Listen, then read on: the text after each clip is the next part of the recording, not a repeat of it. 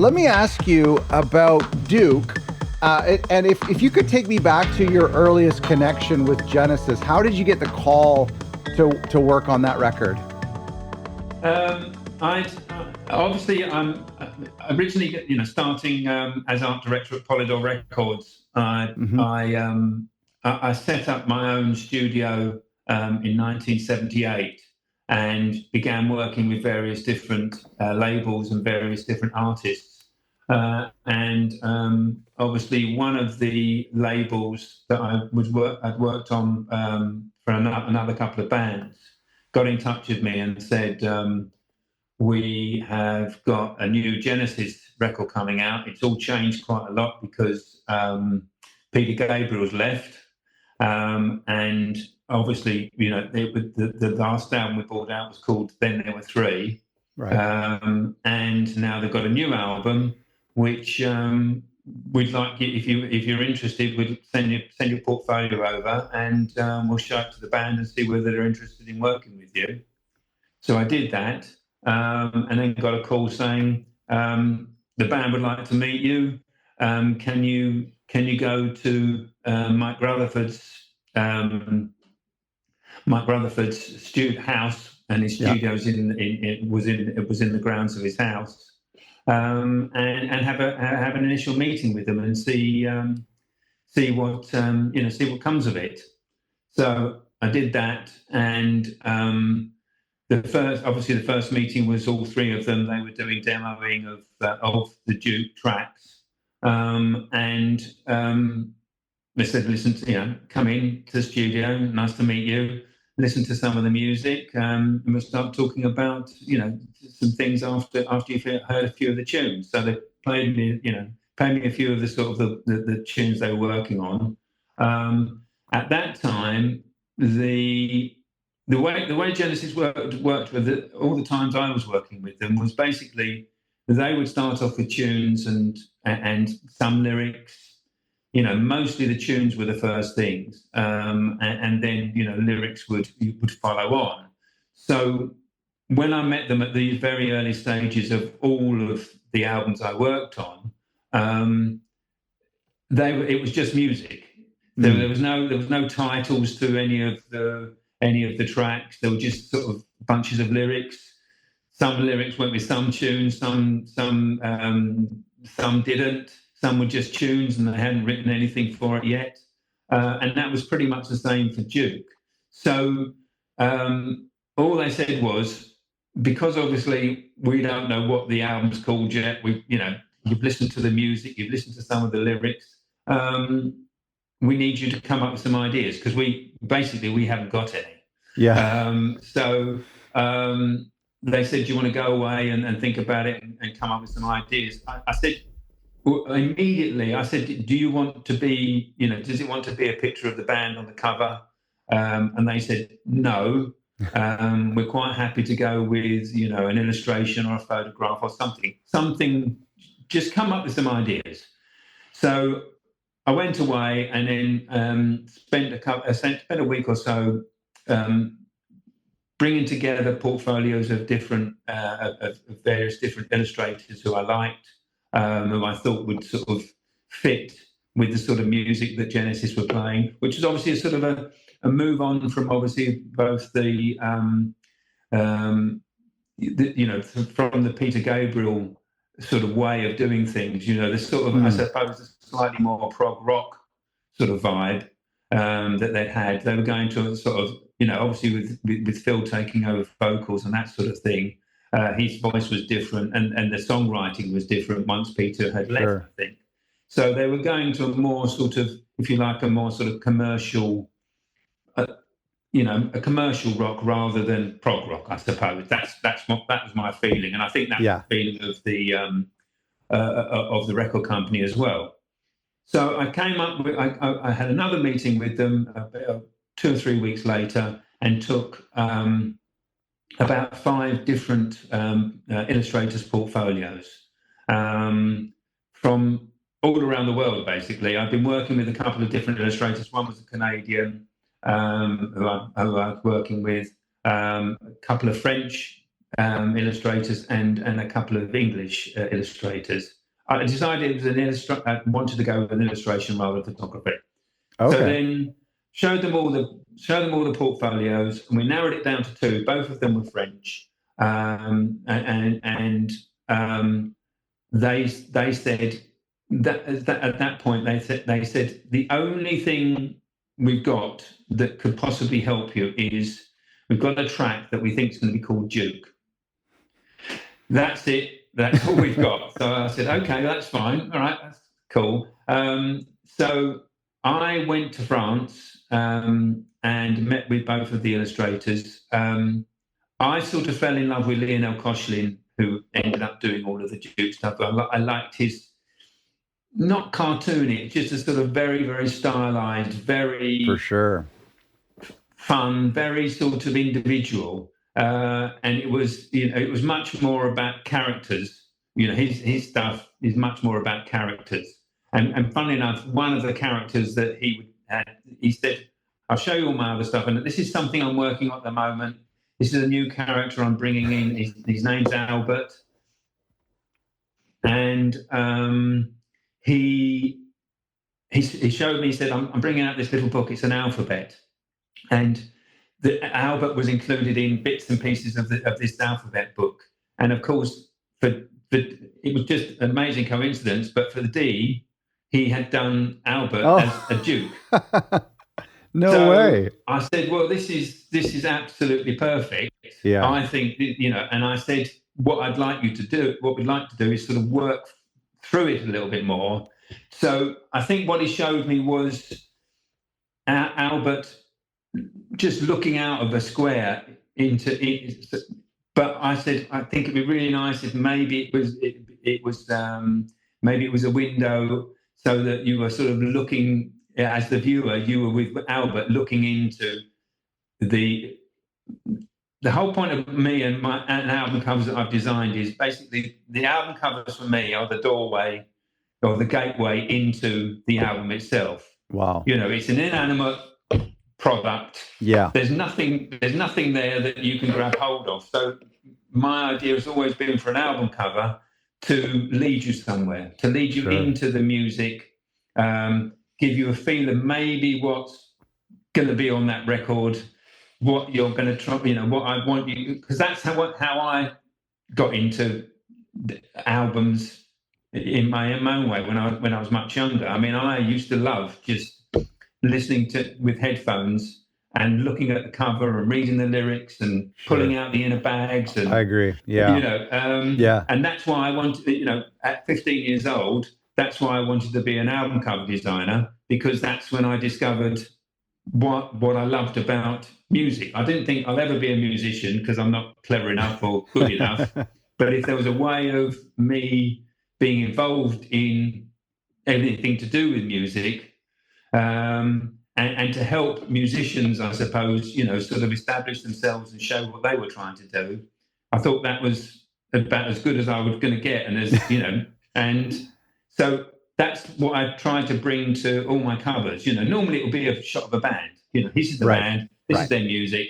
Yeah. But wherever possible, I try and get a sort of an idea across about what was going to be happening while you were listening to that music. It's only my interpretation. And there's everything in life. It's pretty subjective, and you can completely disagree with it, but that's what I'm trying to show you. Anyway, so back to Duke. I said to Lionel, we've got to find a way to bring this all together. I said, I want to do a gatefold sleeve, so I need a front, I need a back, and I need an inside. And I sort of handed it to Lionel and said, basically, we've got a front cover, which is Lionel looking into the sky, looking into the album. So I think what we should do is we should do the reverse of it. So you're looking back into the room on the back cover, so that then everything is then enclosed. And then said what we should do on the inside, on the inner bag, is basically tell the story. So that's where the lyrics are. That's where the little images that go with the lyrics. That's right. Yeah. That's right. And those work so well on the subsequent singles as well, on the artwork for the singles, right? Yeah. That's exactly. beautiful. Exactly. Beautiful. the thing about it is that luckily Genesis had the name and the record company had got the sales, so we were sort of allowed to do things like a gatefold sleeve and and in a bag and all that sort of thing. So I was allowed to do everything I wanted to do to sort of tell the whole story.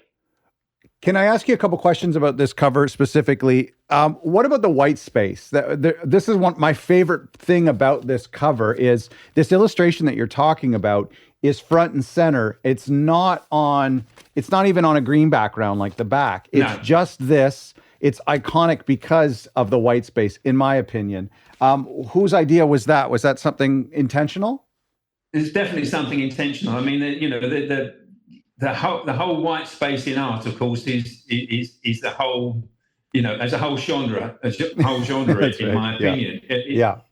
But basically, it's a negative and a positive. The white is a positive space, but it's also a negative space. And the fact that Albert, if you like, is looking into space. So all you've got is it could have been a silhouette, it could have been anything, but it's a sort of the negative and the positives. And so it was definitely had to be white, but it also had to be Lionel's typography as well, as all the lyrics are handwritten by Lionel. Okay.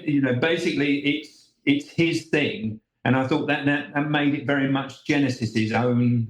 Yes, it belonged to them because it was all done for them specifically. Right. Okay. That's beautiful. So what? Now I remember I want to ask you about the children's book because I think he still did release that alphabet book. And what I'm curious about is I know the story goes years and years before this record with from Genesis to Revelation, people confused it with a biblical or a gospel album. And I wondered, would the record company be worried that people would think this is a children's album? Was the band concerned maybe that this was a little bit too childish? I mean, it's iconic to Genesis now, but maybe on the shelf, you would think it's a kid's album. Funny enough, I never thought that. Okay. Well, the only reason I say that is because record labels think of the most annoying notes, right? Yeah. Well, luckily they never said, no, we're not trying to, it's not we're not releasing, a nursery rhymes album. That's right. But funny enough, it's sort of. Now I've said nursery rhyme. Of course, nursery crime was, another quite interesting illustrative album sleeve for Genesis. For sure, it just felt to me. It was so exactly right. It wasn't beautifully crafted. It wasn't, very very slick typography. It just felt to me it was very personable, and I think I wanted to make, I suppose, if anything, make the record as personable to people as possible.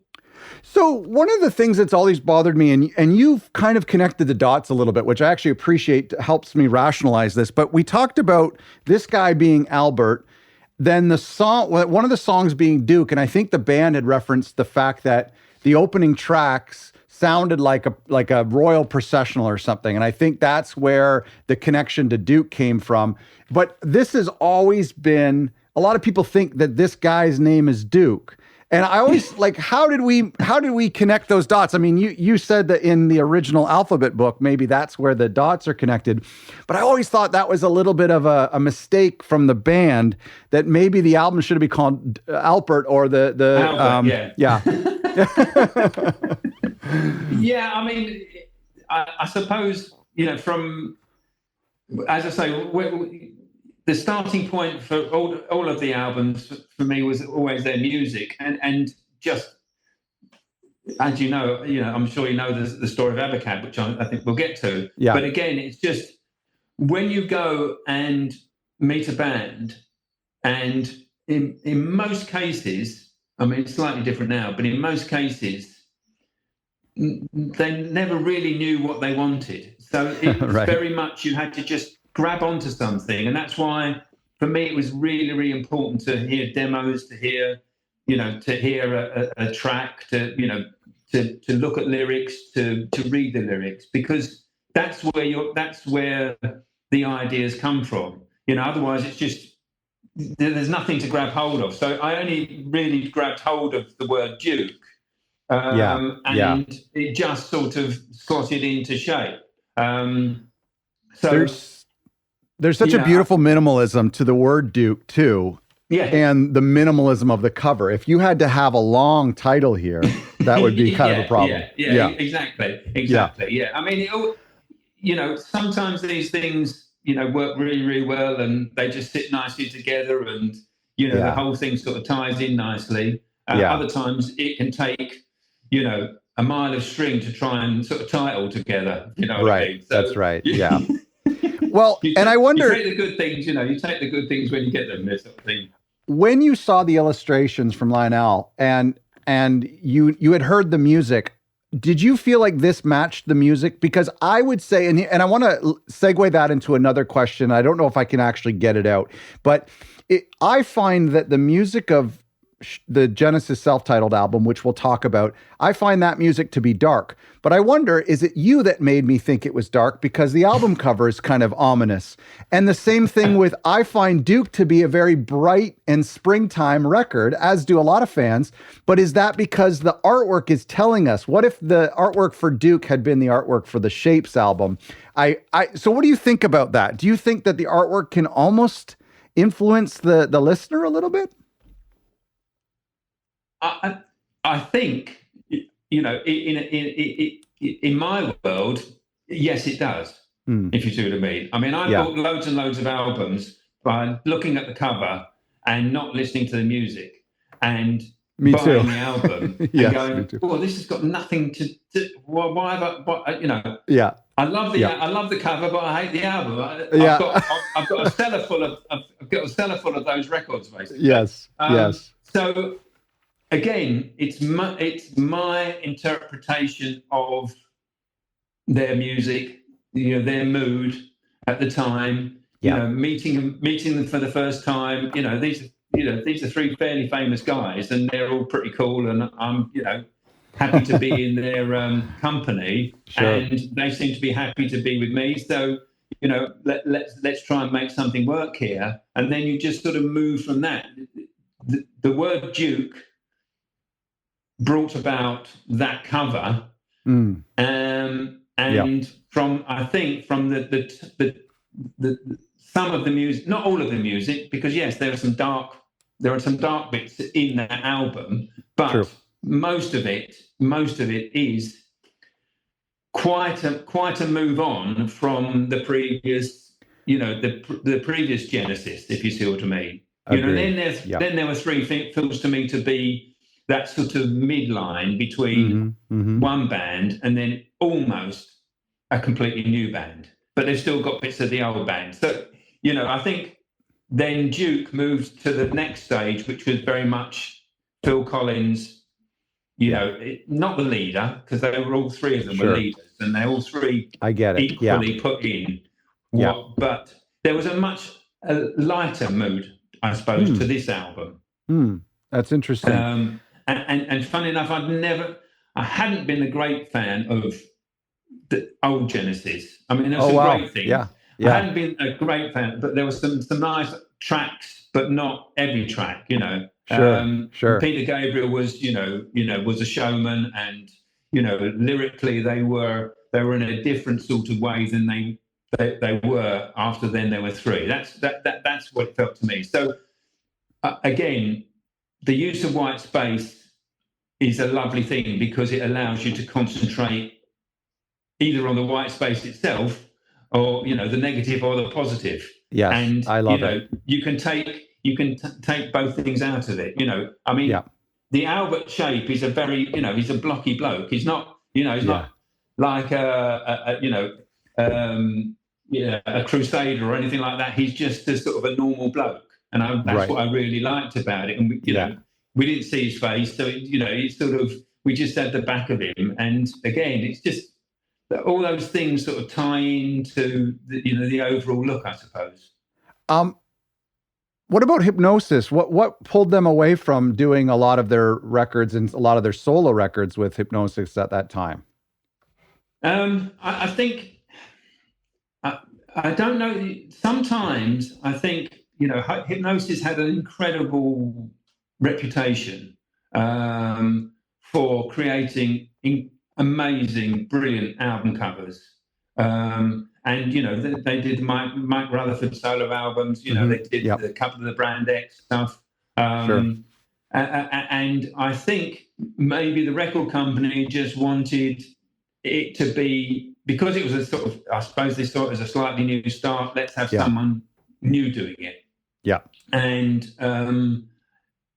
I don't know whether money was involved. You never know with these things. Sure. The reputation that obviously Hypnosis had been, you pay us this much money because we give you brilliant album covers. That's right. That's right. But there was, sorry to interrupt you. This, so let's move. Yeah. With it. And I just feel, and I don't know the situation at all, but I'm not a huge fan of "And Then There Were Three" artwork at all. And I just wonder if, hey, are we getting their best work? And maybe let's try something new. I'm glad they made the pivot. Yeah. Well, and again, because obviously the very darkness of "Then There Were Three." Yeah. Again, maybe somewhere in the back of my mind, well, it's got to be lighter, it's got to be brighter, it's got to be fresher. Yeah. And I think so that, all those things sort of, go in and then they come out, and this is how they come out, I suppose. Yeah. My last question about Duke is, I have noticed, and it's okay if you can't answer this, if there's other things behind the scenes, but I've noticed that it seems to be a album cover that is not always included in other compilations. There seems to be a licensing thing that is different. You don't see it on merch on their website as you do with a lot of the other covers. Is there something unique about that artwork? I think there were legal machinations that went on a little after the album came out. And we used them on the single bags. I think there was some problems with ownership and copyright issues. And Lionel was paid for the use on the album cover, and I think it was 3 single bags and only on a poster to advertise, because that was the way we had to do things in those days. I don't think it was licensed for merchandise, and I think then there became problems after that. But I know that since there was some sort of payments and stuff, Genesis now completely own the copyright to everything to do with the Duke album in terms of its its imagery and everything. And I think I think the decision was, we'll leave it where it is. Maybe it wasn't. You never know with bands what they're going to like and what they're not going to like. And I suppose they just decided it was too much over on one side for it to be popular enough. I mean, I think it's amazing stuff, and I think it stands the test of time, and it sure does. I think and I think Lionel's hopefully made enough out of it all to make it worth his while. I know he loved doing it. In my book, he writes the story of how he did it and how he came to it and coming to London and all that sort of thing. So he's I think he really enjoyed the whole working thing with them. That's great. And by the way, I just ordered your book. It'll be here tomorrow. I wish I had a chance to consume it quickly before we chatted. But I'm excited to read about that. Good. No, I appreciate you answering that. And I mean, the Duke or the Albert character really in the minds in pop culture now belongs to Genesis. And so I guess, but in the hindsight, even before Genesis was massive, they maybe wouldn't have known, hey, should we spend the extra money to acquire this character? because he'll be iconic and he'll still be seen in record stores 50 years from now, which is something you can't predict, right? No. There's a question from one of our Patreon members. If you come up with an idea that you think is perfect for an album, perfect for the music, but the band or the client doesn't like it, or they don't get your vision or see what you see, you have to move on. But that's got to be hard because any other option in your mind is subpar. Yes, and it's happened quite a few times. Yeah, I bet. And quite a few times the band have not picked the best idea. I mean, we would normally, for pretty much certainly every album and quite a lot of the bigger singles, myself in the studio would maybe do 6 different visuals, all quite different, maybe some based on the same thing, but with a slightly different typography or whatever. But try to find 6 different directions that we could take pretty much any album sleeve. There would always, I'm very much, I mean, when we were working as we did, sort of the busiest time for myself and my studio was probably 1980 to 1995, 15 years of 6 people at one stage, 6 or 7 people, all designing album covers, single bags, whatever, posters, ads, all for the music industry. Sometimes we would be doing 3 single bags in a week, couple of albums every couple of weeks, for some fairly major artists, Kate Bush, Genesis, Toya, The Cure, so to a certain extent, we would try and give as many different ideas to people as possible.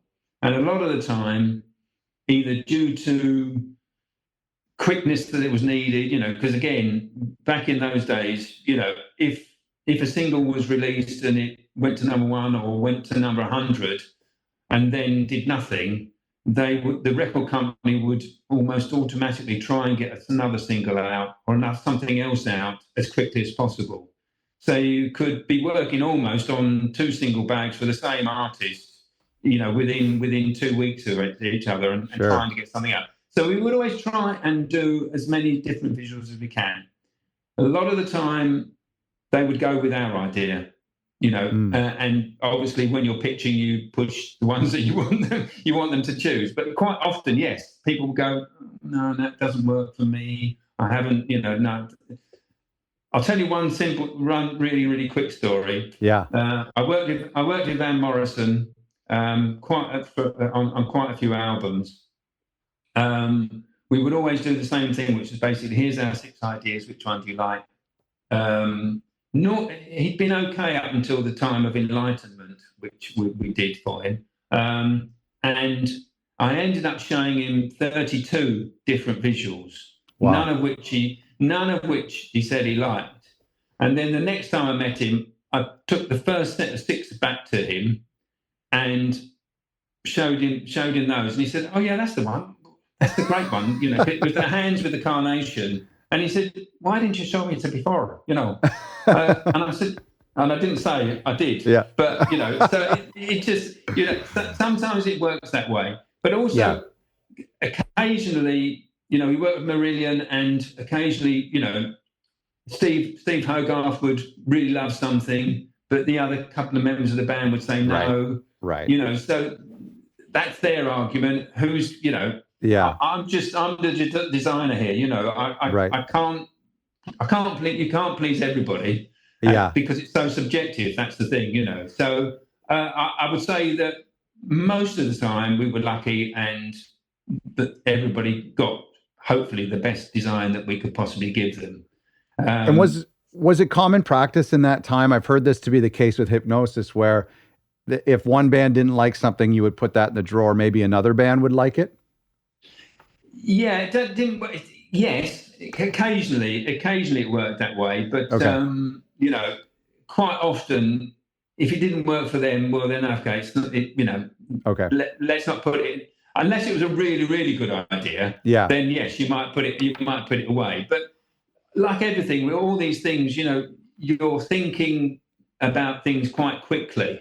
So if an idea, and it always the same for me, normally, the first few ideas, that's where it's all happening, because that's where everything is then focused on choosing that particular sort of direction to go. So normally that's the way I worked, which was, right, okay, these are 2 or 3 really good ideas. Let's work on it a bit further. You come up with a couple of ideas, and then we'll put them all together. Yeah. As soon as that's been chosen or rejected, it sort of went away, and then you had to start again. It's always better, start with fresh ideas. I know a lot of people, have reused lots of ideas, and we may have used a few, but I would say it was not common practice for us. Oh, that's good. Anyway. That's good to hear. I just want to go back to your history. Tell me about the first cover, the first time you mentioned it a little bit, the first time you saw album artwork as something connected to the music, but yet completely different from the music. And it's funny, I wanted to mention when we were talking about this earlier, it's overlooked by a lot of music fans. We don't realize, and especially now in the digital age where radio doesn't play as much of a role, but we don't realize that we see albums more than we hear before we hear them, right? It's a lot of the time we first see it in the record store, and then like you say, I want to hear this music, or even on social media, we see an album cover and an email blast. And I think that's overlooked by a lot of fans. But tell me about that first moment of acknowledging, oh, wow, this is something substantial. I want to be a part of this. Well, when I was 15, the Beatles' Revolver album came out. Yeah. Which was an incredible album anyway. My favourite track of all time, of Beatles all time, is For No One, which was just the most incredible track. And I got that album, and I was listening to that music and looking at that cover and going, wow, this is incredible. Brilliant illustration, beautiful montage. Klaus Voormann did the illustration, and to me it summed up the music. It was perfect. Before then, there'd all that silly sort of help photo where they'd been lying in the snow, and with the Beatles was clever. Was it their first one without a photo? I think it probably was, although there are obviously bits and cutouts of photos in amongst the hair of the illustration. Oh, okay. So that was the first album that really sort of got me thinking about, wow, this is, just looking at it was just incredible. And as I say, For No One is just, there were some great tracks on there anyway, some absolutely great tracks on there, but that to me, that was the sort of the pinnacle of the Beatles for me. And subsequently, I loved the White Album. I think the White Album was, again, my whole thing about white space and negative space and all that sort of thing. So that was the first time I really sort of started studying. And then, of course, after that, I go back to the time when, you go into your record store and order an album, and they say, "Oh, your album's in, come in," and you would go in and you listen. You could take it into a booth and put the headphones on and listen to it. The sort of the first time you hear a record, and you're looking at it, and so for me that was the sort of starting point, really. And then and luckily, being 15, I was sort of, mentored a bit by the art master I had at school, and he sort of said, you should try and go to art college. And so everything sort of led from there to me going, right, well, this is the way I'm going to have to try and become an album cover designer. And I went from there to art college, and then into a couple of different jobs, but always looking to see where I would end up, hopefully as a record sleeve designer. I wonder if you could tell me, and this is coming from an ignorant person who grew up with Microsoft Paint and then InDesign and Photoshop, but what was the process? And I as quickly as possible, because we have so many other albums, but what was the process with ABACAB or Duke when you actually have this artwork, all of these handwritten lyrics? how do you get that to the manufacturing plant to roll on the press without Photoshop? Well, we go. I mean, obviously, in the digital age, everything is done digitally on a computer. Sure. Using Photoshop, using InDesign, using Yeah. Quark Express. But back in the sort of late 70s, early 80s, everything was a piece of artwork. So there would be a board which would have you would have a transparency, but you would do a black and white blow up and put that on the board to begin with.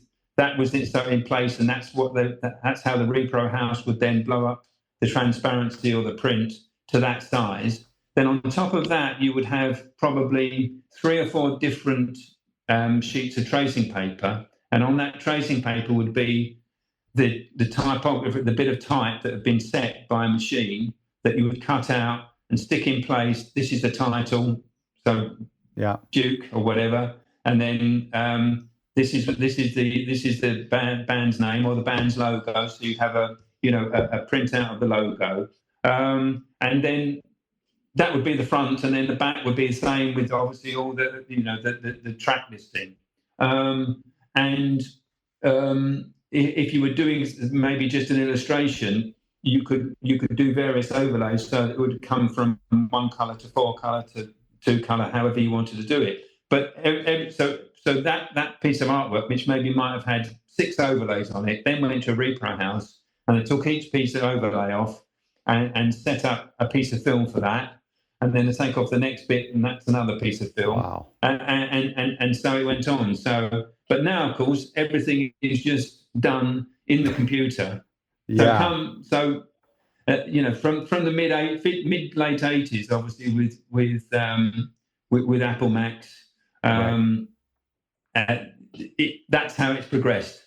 So, unfortunately for me, probably the first 8 years of my work and the studio's work is probably all lost, because it all sort of disintegrated, or the record company or the repro house threw it out afterwards, or anything like that. So I've got very little archive. Well, I've got no archive of any of my original artworks or original sort of visuals or anything like that. Because again, you'd send 6 visuals to the band, the management, and the record company, and you get the one back that they liked, and everything else is gone. What happened to all the rest of them? Wow, that's crazy. Yeah, I know. So it's there are some clever people who managed to save and collect and keep everything that they've done throughout most of their career. But because mine started in 1976, and the record companies that I was working with all moved premises and threw things out and threw away,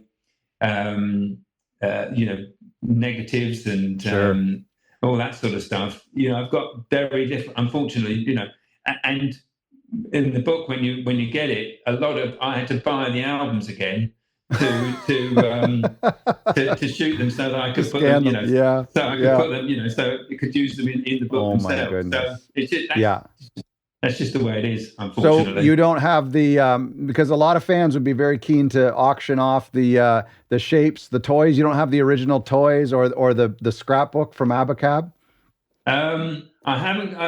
The original toys are you can still buy them. Funny enough, It's called a shape sorter, and that was only a Polaroid. It was literally a Polaroid that I took. Because my son William had gone to bed and left his shape sorter and the shapes just all sort of laying on the floor. So I took, that looks quite nice. So I took a Polaroid of it, and that's what I used on the cover. Oh, so they're not actually, we're getting ahead of my questions here, but they're not actually, they're not falling from the sky. No, they just dropped, and because of the sort of the nature of Polaroid, it was a bit dark and everything. It just looked, there's a little bit of blur, which is, does make them feel quite like they're floating stars, Cool. So that is so cool. If only he knew. He'd probably say, "Where are those toys now? We could be rich."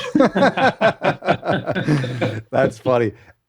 So I think of the 70s and 80s as the golden age of vinyl and of artwork. And I mean, maybe people will say that 20 years from now about this time, but I certainly think that a lot of our iconic album covers. Even if I wasn't around then, I still look back at those. However, we're now, you lived through this time of going through cassettes, which I'll ask you about a little later, and then CDs, and then digital, where they were all but disappeared. And then people were thinking we don't even need album covers anymore, to now where vinyl's kind of back and vinyl's at an all-time high. And a lot of my Genesis records are brand new. Do you feel like, is that nice for you to see that kids are actually buying these big records to enjoy the artwork? Some of the Taylor Swift fans are not even opening the records, they're hanging them on the wall. Yeah. So that must be kind of vindicating for you in a way. Well, I mean, it's always been an art form. The album sleeve is an art form in and of itself. And of course, it goes back quite a long way. The first album covers were sort of done in the 1930s, and some of them are pretty amazing. Because they used to be books, so they would be hardback books with the vinyl in the middle. So there was like a photo album. Yeah. And obviously through the 60s and the 70s, I think the sort of late 60s into the 70s and 80s were, and obviously into the 90s, it's definitely a golden age, I mean, and I sort of felt sorry that it went down to cassette size for convenience, and then of course felt a little bit better when it went to CD size, but then of course felt completely flummoxed when it went down to a postage stamp size for streamers. That's right. And it's down to bands that have the sway and the fan bases that I think have pushed for vinyl to start coming back, so that people have got something a bit more than just the music. Because that's again, right.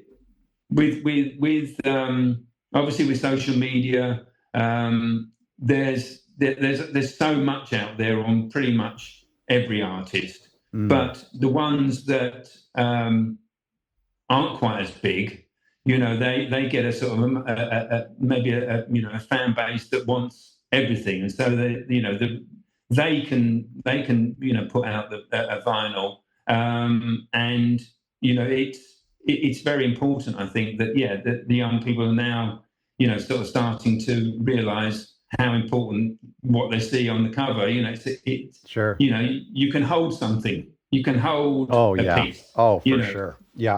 And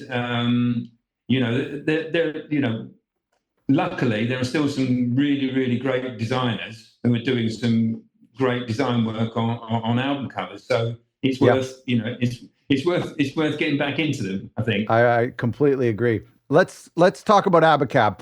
I'm going to listen. I know that you're sitting here in front of me. It's going to sound like I'm pumping your tires, but this is the honest truth. I love ABACAB. I love the album cover. I mean, I certainly love the album cover more than I love the album itself. I just think it is, it's stunning. And now I'm a huge fan of minimalism, and I really do like it. I've heard the story before, but if you could share with us the story of how they came across it. And I think you've said many times in the media about how the band, I believe I'm going to attribute this quote to you, but the band doesn't know what they like, but they know what they don't like, I think along those lines. So if you could give us a little story about how we came to the Okay. Well, everybody was very happy with Duke, the cover. And obviously it did pretty well, sold quite well. So when the next album they were working on, obviously, luckily, the record company said, the guys want you to do their next album. Go down for a meeting and start talking about it. So again, I went down to Mike's house, to the studio. We were quite chummy by then, all the three of us, and come in and have a cup of tea and listen to a couple of tracks, etc. And they said, come down with some stuff, come down with some, something that we can start looking at. So I thought, well, I did quite well with the last lot of, bringing down illustration albums and portfolios. And so I thought, well, I'll take half a dozen portfolios down with me and we can start looking through them. Obviously, when I got there, they were working on some tracks and some music. So I listened to the music and I, of course, said my normal thing, which I always said to them. So have you got a title or anything? No, we've got nothing at all, nothing. And I went, wow. Right, okay, that's fine. Listen to a few more tracks. Right, so we'll go and have a look through some of these portfolios. So they were looking through the portfolios. I could tell they weren't really. Nothing was doing it. Absolutely nothing was doing it for them. I go, look, this guy's really good. But we can, no. Obviously, whatever image they had in their head for what this album was going to be, it wasn't there yet, and so nothing I was showing them was there. It wasn't definitely wasn't there. So we were sitting just chatting around. Okay, well I'll go and get some more things, and I'll try and see what I can pick up for you. If I can go away with something from this, it'll be you don't like any of this stuff, so I'll see if I can find some new stuff for you to look at. The Mike picked up what I laughingly called my sort of sketchbook, which was a little sort of A5 book of white pages, which I sort of drew things in, scribbled things in, wrote some notes in, whatever. And he was skimming through it, and then he suddenly didn't quite shout "Eureka," but said, "Hey guys, this is it, got it." And he was holding the book in his hands. What do you mean he's got it? He showed it to Phil and he showed it to Tony, and it's great. And I said, well, can I have a look at it and see what it is? And he turned it round, and on this A5 page, I'd torn out some bits of Pantone. You used to get a swatch book with Pantone colours, a whole range of Pantone colours. They were literally sort of postage stamp size bits of coloured paper. I'd just torn 4 bits of paper randomly, stuck them down on the page, and then scribbled a bit of black ink over them and around them. So it was probably 2 inches square. The image was about 2 inches square. Wow. So they all said, "Yeah, this is it." And I went, "What do you mean this is it?" And they said, "Yeah, do that. That's it. That's the album cover." Wow. And I went, "Oh, okay." And he said, "We don't have a title yet, but put ABACAB on it for the moment because that's the chord sequence of one of the tracks you just listened to." Yeah. So they said, and then just show us some visuals. And I said, "Well, okay. So what? I'll do it as an album cover size, shall I? And bring you down some coloured ideas." Yeah, great. So of course I couldn't believe how ridiculous this was, but anyway. I went back to the studio and I thought, well, I'll show them 4 different sort of colour variations so they can sort of say which one they like the best. So a week later, I went back down. I put ABACAB on. I put the scribbled lines on, and obviously done it up to the size it is framed on the nice white frame on the album. Yeah, love it. And went back. I showed them all four colour visuals, and everybody liked different ones. Oh, I like that one. Oh, I quite like the colours in that one. Yeah.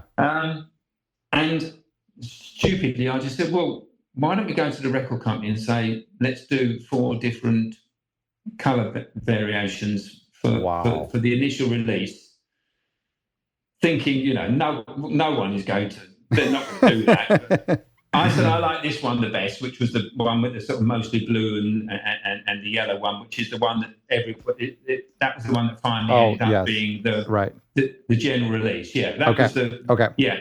But so then, of course, what I had to do was I had to first of all go to Tony Smith, the manager, and say because he was like, well, have they chosen something? I said, yeah, they have. But I think you'll be quite surprised. So when I took that in, and he sort of. He looked at me and laughed, He said, "You're kidding me." And I went, no, they all love it. And he brought in his PA and said, "Look at this, look at this. This is what the guys want." Oh, and she went, "Oh, that's really nice. It's really nice." Anyway, so he said, and I said they were thinking might do all 4 different color versions, and he went, "Oh well, all right, fine, yeah, that sounds cool." So go to the record company and tell them that's what we want to do. So then, of course, I had to go to the record company and say, "By the way, this is the album cover," and they again looked aghast. "We can't do this. This is not jet." And I said, "No, it's art. It's art." It is. And That's I said, right. what they'd really like to do is they'd like to do 4 different color versions, which of course freaked them out. But Genesis with Genesis wanted it, then Genesis got it. And I said, also, I'd really like it to do, because at that time, the way record covers were made was literally a piece of very, very thin paper would be just put on sort of almost grey card. So that was, rather than printing on card, you would print on. Right. You would print on paper. Is that tip-on? Is that called tip-on? It is tip-on, yeah. Okay. Yeah. So I said, what I'd like to do is I'd like to print on virgin white card, and also I'd like to emboss the edges, so it's a bit of a bas relief. All of these things, and of course they're Pantone colours, so it had to be 4 special colours, and in fact obviously it was 16 special colours. All of these things, the marketing and the repro people all start throwing their hands up. Well, this is going to cost an absolute fortune. I said, it's going to work. Don't worry, it'll be amazing. And then, of course, I had to talk to the man. First of all, I talked to the band. And I said, everybody's happy, and they went, great, go with it. You know, we'll get you everything else. You know, we'll do it. We've got to do a photo session, so we obviously sort of organised a photo session.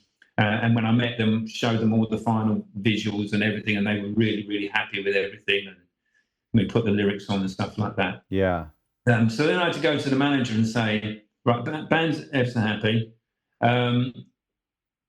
You're paying for it, aren't you? And he said, yeah. How much are you going to charge me? Anyway, I came up with what at the time was quite an extortionate fee for what I'd done. But and he sort of, he demurred for a bit, but in the end, we agreed. And I also agreed that as it was my work, the band were quite happy for me to retain the copyright in it and all of all of the rights to the image itself. Which again was quite a big thing. Turned out all right. Turned out all right. Yeah. Turned out all right. Good for you. And so that really is the story of the story of Genesis. Oh my goodness. Okay, that's amazing. I have so many questions. I have a few copies in front of me here. The question about, there is this story that the band, when they went in to record the album, that the sonic direction of ABACAB was to do anything and everything that didn't sound like early Genesis. They really wanted to reinvent themselves, even though, as you mentioned, we did kind of see a reinvention with Duke in a way, but they wanted to do it a step further. Was that directive present at the time of the artwork? Because you're talking about the artwork being shocking, and it certainly is compared to other things they had done. But I think it matches the music more than any other album, aside from maybe Selling England or Trespass. I feel like it matches the music. It is avant-garde as the artwork is. Was that directive present? Did Tony say, hey, we're trying to do something weirder here in the studio, and therefore that's the type of artwork we want? No, I just think that because they found that image, if you like, because they found that, they sort of felt it belonged to them, and obviously it belonged to the music because that's what they were working on. And I only ever, that was a sort of a one-off, in as much as it wasn't. I've never even thought about showing it to, Right. So from that point of view, it's very much, if you like, it's very much their idea, which was a first, obviously based on the previous working with them. And so for me, much more belongs to them, if you like, and therefore to that album than it does to me in terms of producing it for that album, if that makes sort of sense. Sure it does. No, that's great. I always get a Henry Matisse vibe from it. Was that an inspiration at all, Matisse? Funny, I mean, I've got some favorite painters forever, and Matisse, Picasso, and Hockney are my favorite three painters. Certainly modern painters, and with all of my work and everything I've ever done, obviously, I look at everything. Everything is a visual to me. Sure. Whatever I'm looking at, a book or a film, things go in, and they, hopefully they sort of, they stay in there and they come out when they're ready, and they come out as me. Yeah. And I suppose, looking at, art and paintings, there's obviously something there that's definitely, a feeling. And it's because it's impulsive, because it's of the time. I just I tore up those pieces of paper, and then to recreate it, I had to tear them in a slightly different way. So it's sort of almost action painting in a way, but Matisse used painted paper and then cut them out, and yes. So there's bits of Matisse and stuff in there, and it's nice that it's got a painterly quality to it. Oh, for sure. I really do love it, and I think it's so great. You mentioned this a little bit, was there a primary cover of the four? This tape here is from, this is what the cover you mentioned. This is a Canadian tape. I have this other one here, which I love because it's a full art. I don't know where this is from. And then today on digital, it's the gray and blue one, actually, that is on the streaming platform. So in your mind, was there a primary cover? The one that they saw to begin with was the one with the yellow and the blue, which was that one. And I think after the initial release of whatever, however many it was, I think they reverted to the yellow and blue one for certainly in the UK. I don't know where it went, how it went everywhere else. And in fact, there was another completely different color version, which I think came out in Argentina or somewhere like that, which I didn't even do. So I don't quite know how that has, has worked its way around. But being the problem is being a designer, you do the job, you give it over to the record company, and then it's almost out of your hands. Sure. What you can have a control in as much as this is what I want it to be, but of course it would end up being something slightly different, or they would then reissue it.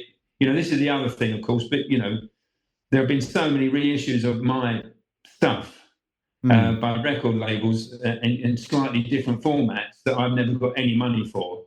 Because the record company thinks, oh well, we paid for the artwork, it belongs to us, and we can do whatever we want with it. Right. So it's quite important for me that the proper accreditation and copyright is sourced out. But that's a continuing argument between designers and record companies and artists, because again now artists like Taylor Swift have ownership of absolutely everything. Madonna was the same, have ownership of absolutely everything. The Pink Floyds of this world, they own all of their own artwork, and it's up to them how it's used, and they tell people how it's supposed to be used, which is what Storm was so good at. This is it. If you do it any other way, it's not ours, and we're not. You can't do it. But you need to have a lot of power and a lot of people behind you to say, we agree with him. I was lucky. Genesis agreed with me on ABACAB and how it should come out and how it should be done. And so it's possibly the simplest, the cheapest to produce, and the best bit of artwork I've ever done. So it's Oh my gosh. Yeah. What about the typeface? Where did the typeface come from? Is that your hand drawing? That's just my scribbled handwriting. Yeah. Yeah. Which my wife tells me she can't even read it when I say I love you. So it's sort of. I've often wanted to get the G as a tattoo because I love it. It's iconic, and only I would know what it means. But I'll send you a picture. I'm sure. Well, lots of people have. There's people who have the whole artwork as a tattoo in full color, which is incredible. Amazing. Yeah. There's quite a few. Funny enough, there's quite a few Jam fans who've got some of bits of my cover on their legs or their arms or whatever. And the Jam sprayed logo, has been seen on quite a few different things. Talk about not getting royalties for that, and not having any sort of brand guidelines to that. They have to be. They can't be too hairy, and it can't be on it. So, I love one of the cool things about ABACAB is how it works so well because you have all of these little design elements that it works so well as the subsequent singles. One of the things I love about an album artwork, like Duke, like ABACAB, is when you have the ability to have a consistent campaign where the posters, the ticket stubs, we see this with ABACAB more than any other album by Genesis, where the merch, everything is all cohesive. And maybe you can speak to the fact of, with the exception of the singles, Keep It Dark and No Reply at All, were completely different. I don't understand that, but I really do love it when an album has a consistent visual campaign throughout all of the deliverables. Is that something that you're a fan of? Yeah, and I was very, very much part of the whole storytelling, as far as I'm concerned. The album, the singles. There's got to be a link, because when, as you know, if you go into a record store anywhere, there are a million records, and you've got to try and sort of link things up so that people go in there and try and, I want the new Genesis single. Okay, it's from this album, so it's got to have a sort of the same typeface or the same use of the logo and all that sort of thing, and the same for advertising and any posters work. So yes, we as a studio, it was very much, this is the job. We do every single part of it. Yes. And I even got to the point where I said, well, look, if there's a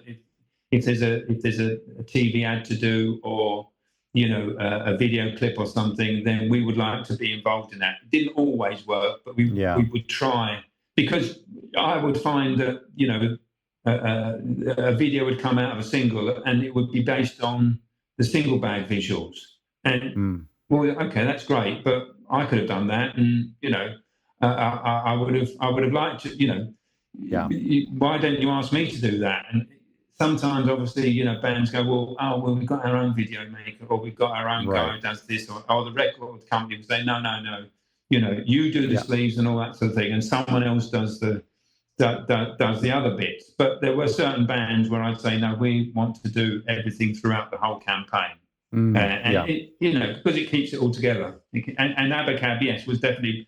I can't remember quite so much about those two single bags that you mentioned. If you've got visuals of, I sure do. So there's two records, ABACAB and Man on the Corner, that look like this, but then there's two records that look like this.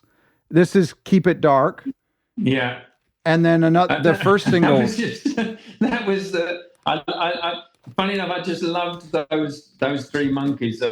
And I thought it was sort of quite funny, the sort of see no evil, hear no evil, and speak no evil. So the Keep But It you Dark broke your rule. You broke your own rule.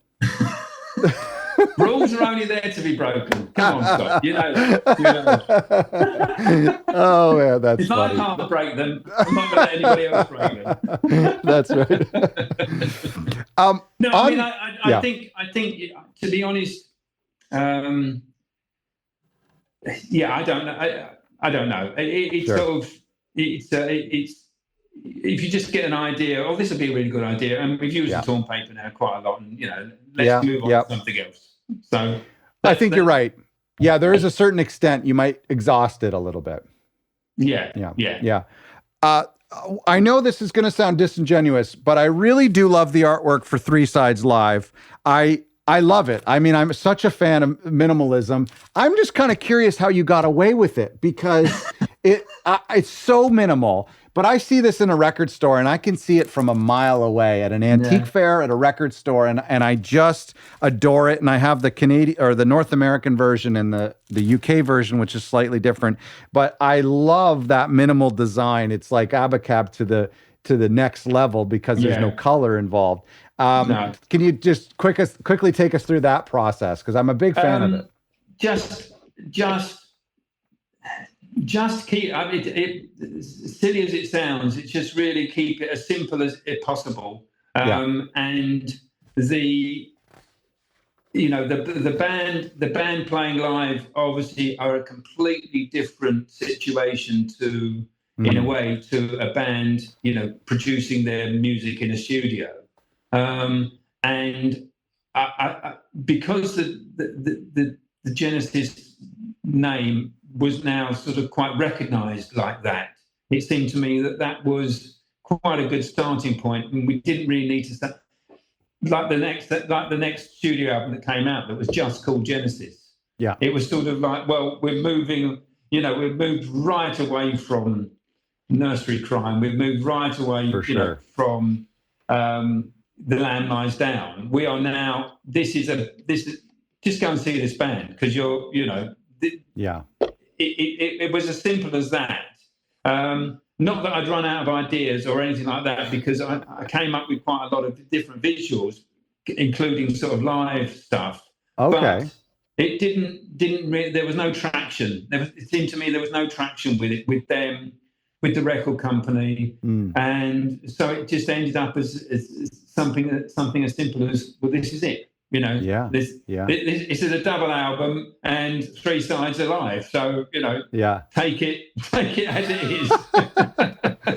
And of course, the white space again. I mean, again, love it. Echoes of with the Beatles White Album. Echoes of using the white space a lot. This was bold too. Yeah, well, that was one of the original ideas for the cover, but of course, because it worked so well, I didn't think it would work well spread across the front. But again, I like the idea of an open book and a gateway into them. So, and it's a great live shot.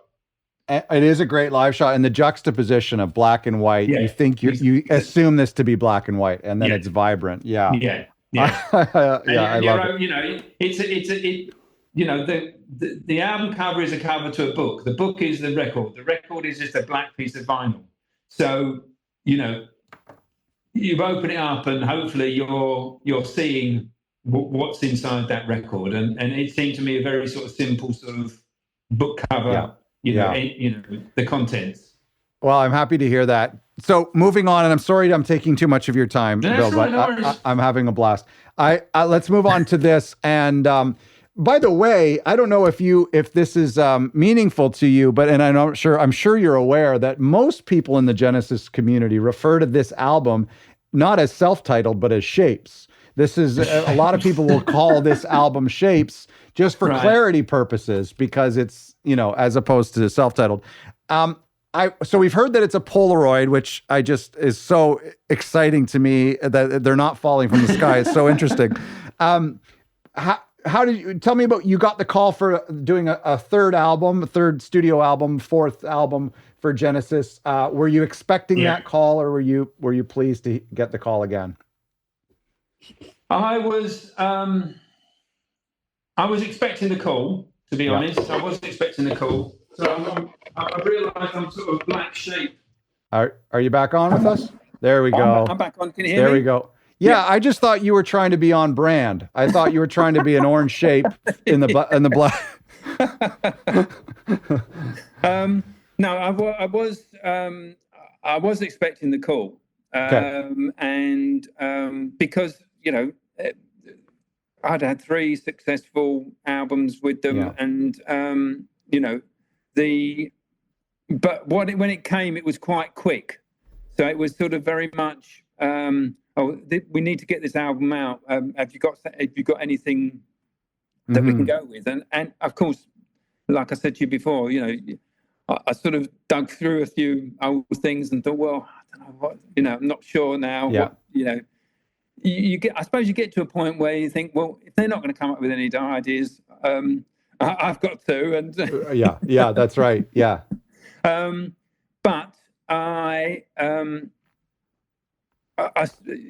it was literally sort of a lucky coincidence that you know, my son had left those just on the floor, and I'd taken them up to bed. And it's a really nice shot. It's got a lovely sort of feel to it, and so I sort of dug it out and thought, yeah, this will work. You know, this will work quite well.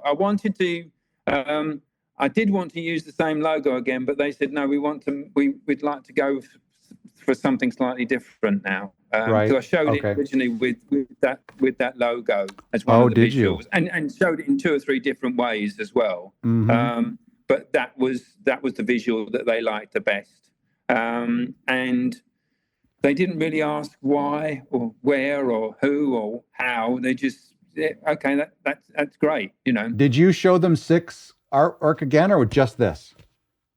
I think in the end I just showed them that, but with the hand drawn logo. And so they said, yeah, we like it, but we'd like you to come up with a slightly different logo, because we've used that logo now for the last couple of bits of merchandising and you know, all of the promotional material.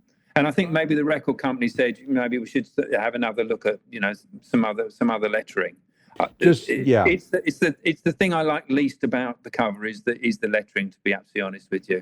I agree with you. Yeah, I agree. That's a really great point. I think it should have been definitely a sans serif typeface. It should have been simple, like the shapes they are.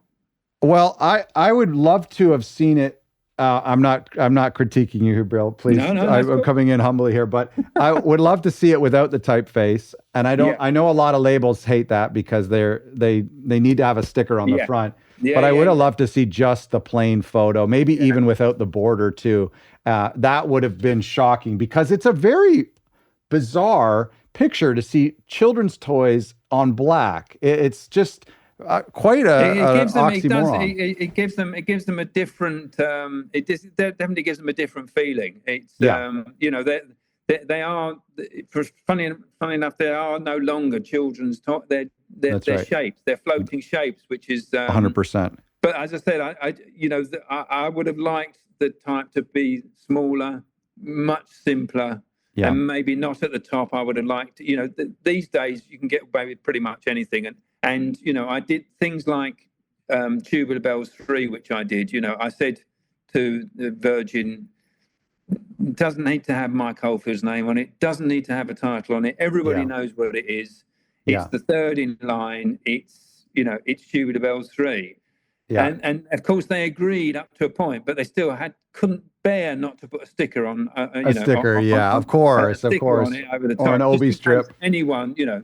So then the marketing department could say, well, we did everything we could. If it doesn't sell, you know, it's not down to us. You know.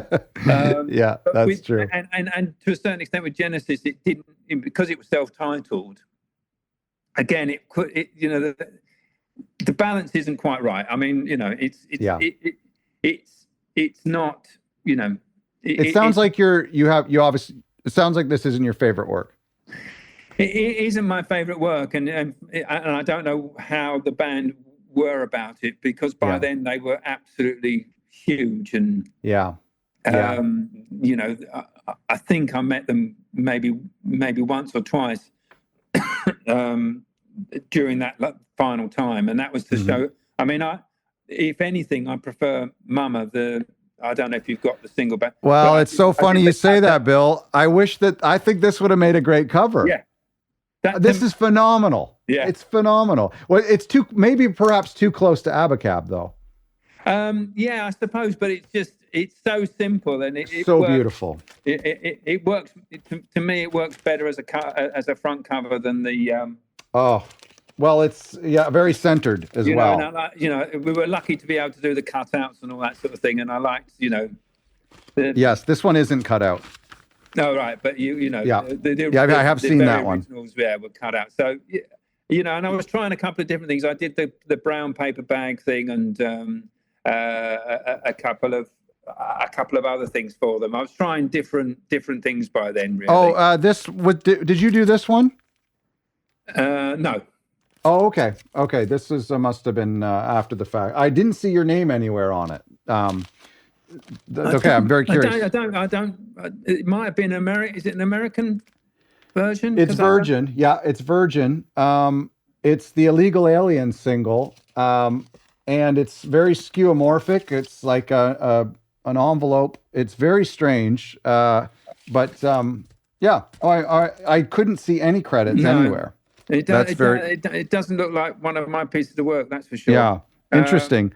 And so, funny enough, after that album and those couple of singles, the band sort of went quiet for a little bit longer than they normally had been. I think probably because of huge tours or whatever. Yeah. And there were some big singles. Mama was a pretty big hit.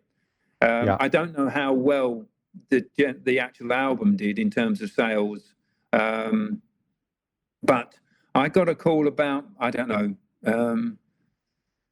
maybe 18 months, maybe a year, 18 months after I'd delivered everything and that had all been released and we'd finished all the work on it. And I got a call from the manager, and he said, the guys are going to put in a new album together. Could you send your portfolio so they could have a look? I said, why would the band need to see they know my work. They know what I do. Yeah. They know who I am, sort of thing. And he said, oh, well, they're looking at various different people and, they'd obviously like to see your current portfolio as well. And, in a bit of a strop, I said, well, they know what I can do. If they find someone else, then that's fine. If they don't, then hopefully they come back to me. But so I didn't send my portfolio and I didn't get to do the work. So it was a bit of it was a bit of a strop. But, I just thought, well, I've done... Yeah. But that's the way it happens like that a lot. It's an ever moving thing, and you just sort of, it's like a train that sort of slows down every now and again in the station, and you jump on, and then you get to another station and you jump off. And I wonder if the way I see it is you were a breath of fresh air after some of the stuff that they had been doing, and you brought some newness to them, and then now they're looking for a new mistress. Was that hard for you? Do you regret that? Do you regret not being able to work on Invisible Touch? Do you think you would have had a better idea? The Invisible Touch, I wouldn't have been able to. I don't think I would have been able to do that sleeve. So that's and like I said, that that once they saw something, they knew what they wanted, which is great. Yeah. So and as I said, the Genesis album. It's a great picture, but it's not a great design. So I obviously with hindsight, I can see why they would, fair enough. I can see why they would want, I stopped working with the Jam after doing 5 album covers for them and 17 single bags. And, we'd I suppose we sort of had enough of each other. And I suppose the same with Genesis, But in between that, I did Tony's solo album. I've got that here, which has a real ABACAB feel to it and a Seconds Out or 3 Sides Live feel to it as well. Yeah. Was that part of the direction? It was my black and white period, definitely. And I did the Brand X. I did a Brand X cover as well. Is that right? Which one did you do? I'm sorry, I didn't catch that. I did. I've forgotten the. It was what's it called? Hang on. When you get my book, you'll be able to see what it was called. Hang on, I'm going to tell you what it was called. It was called. Is there anything about? With the magician, I found that now. Yeah. Okay. Yeah. Okay. Yes. Yeah. So I don't have that one here. Yeah. So I did that, and obviously, but then by then, of course, Phil had his solo albums out. Right.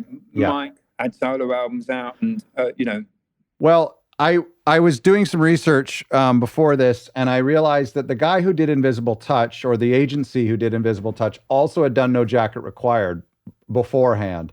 So there must have been we've used him. Let's, I'm having success there, and so maybe try something new. Yeah. No, and I mean, at the time, I was busy with working with Virgin on loads and loads of other stuff, and we had by that time, been Kate Bush and heaven knows who else, but loads and loads of different people. So it was a shame, but and I'm still very, very proud of the work, the 4 albums I did for them.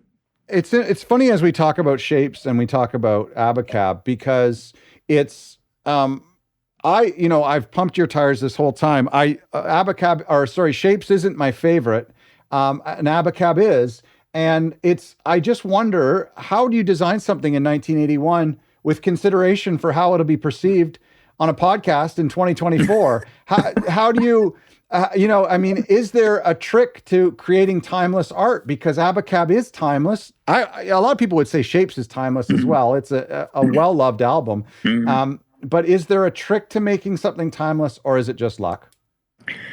I think there's a lot of luck involved. I mean, the way ABACAB came about, was luck. If I hadn't had the sketchbook just lying around, they wouldn't have seen it. They wouldn't, it would still be there today. Just as a little thing, a little thing in the sketchbook. So from that point, and of course, because of the success of ABACAB, after that, an American company got in touch with me and said, we're doing a series of limited edition posters of the 20 best album covers in the world today. Wow. And we want to use ABACAB. And it was amazing, of course, because the 20 were things like the Traffic Sleeve, were Van Morrison, was Stevie Wonder, Steve Winwood, and who else? There was 20 anyway, that they can. For me, it was an honor that they considered ABACAB to be one of the 20. Again, it's all subjective. To a certain extent, but I think for an organization like this to see that, the fact that it's still, I don't know, I would argue that it's not subjective, because new generations keep coming up and going, hey, there's something about that cover that I love. Well, I mean, but funny enough, I don't know. It's weird, because I saw, it is obviously it's one of my favorite albums, one of my favorite pieces of work. I'm very, very happy to have done it and all that sort of thing. It's nice that these things, and again, they are art. So it's like a painting from the 15th century. I mean, not putting it in any, I'm no Leonardo da Vinci, but within the sort of the culture, if you like, our culture, it is interesting that these things have stood the test of time, and in the same way that if you only saw a cover as a streaming image, You wouldn't I don't think you'll remember it in 10 years, 2 years time. It's just, yes, I completely agree. You know, and so that, you know, that the art itself, I suppose, helps to keep it going, and people are still listening to the music and still, you know, so it's, you know, it's a piece of packaging for a product that, you know, it's so much more than that. Yeah, so much more than that. And it must be heartwarming, or it must be meaningful. I mean, ABACAB you can see in record stores. At any record store will have a copy of ABACAB. One of the various covers. I love, you know, some covers more than others, some colorways more than others. Yeah. Hounds of Love has probably sold more copies in the past 2 years than when it first came out, and there it's, you know, so that must be really exciting to see. You know, Running Up That Hill was the, you know, was the number one 35 years after it was released. Unbelievable. Yeah. And so I did that, you know, so it's great. yeah, it's so incredible, and that I've been meaning to grab a copy of that record, and you can't find a used copy anywhere because every teenager has grabbed a copy now. Well, funny, I'm talking about ABACAB. I've actually put I've done some limited edition prints, which of the 4 different ABACAB colorways, and the gallery I was doing it with put them up, but nobody wanted to buy them, believe it or not.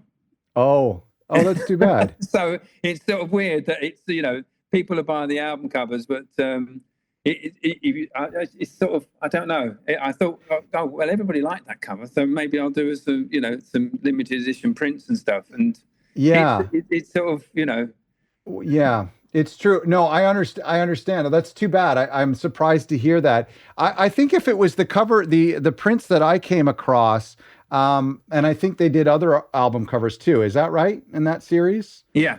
And maybe it was just too pricey for the diehard fans, because it seemed to be an elite product. It was something that you would almost hang in a beautiful interior decorated living room.